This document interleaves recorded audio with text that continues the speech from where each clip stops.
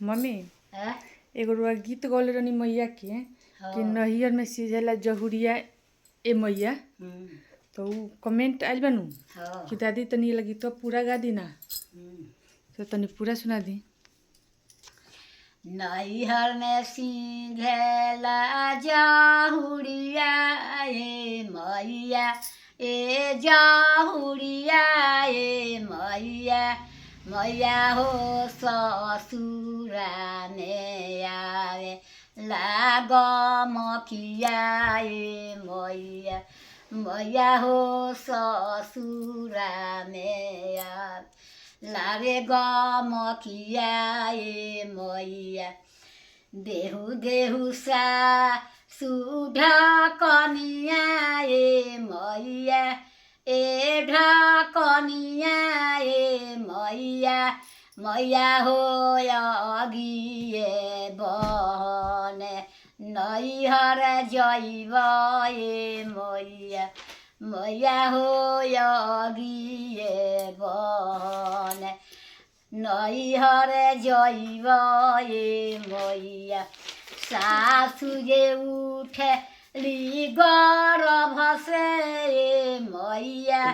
ए गर्भ से ए मैया, मैया हो ढुटी गइले हाथ के ढकनिया ए मैया, मैया हो फुटी गइले हाथ से ढकनिया ए मैया, बाबा खाऊ भैया खाऊ तू मेरा बहुआ है, ए हो तू मोरा बहुआ है, ए बहुआ नैहर से मंगैया ढकनिया ए मैया, मैया हो नैहर से ढब मंगव इह ढकनिया ए मैया, बाबा खाऊ सासु जे बोले ली गर्भ से ए मैया, ए गर्भ से ए मैया, मैया हो नैहर से मंगैया उजे ढकनिया ए मैया, नैहर पापा लगे गइली हे उजे भैया लगे गइली हे, भए पापा सासु जे बोले ली गर्भ से ए पापा, पापा हो सासु जे मांगे ली रे ढकनिया ए पापा, पापा जे उठ ले गर्भ से ए मैया, उ खिसियाइल ए मैया, मैया हो टएर भरवले उ ढकनिया ए मैया, भैया जे उठ ले गर्भ से ए मैया, उ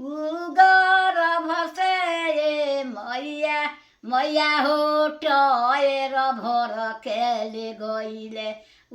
ढकनिया ए मैया, लेहु लेहु सा सुढकनिया ए मैया, ए ढकनिया ए मैया, सासु हो आजू से बोलाला का तू छोड़िया ए मैया, सासु हो आजू से बोलल तू छोड़िया ए मैया, पहले तो सासु है खेलनी रही सब, अब तो अबे बा अब तो ठीक है बाइक लेखा। मम्मी ए गीत में बाबू बाटे कि पापा बाटे? उ है बाबू, तो पापा लोग कहता कि ना। अच्छा तो वो इसे पापा कहत नहीं? हाँ बाबू पहले तो बाबूजी कहत लोग, तो बाबू कह के गईती नु तो ज्यादा अच्छा लगी। हाँ तो पापा कह के गोनी है। हाँ तो अब नायका में पापा लोग चलत है, नायका लोग बूझी आ पुरानका लोग तो बाबूजी बुझत ल, अब नायका लोग बाबूजी बुझी जे बाबूजी केकरा के का कहला है,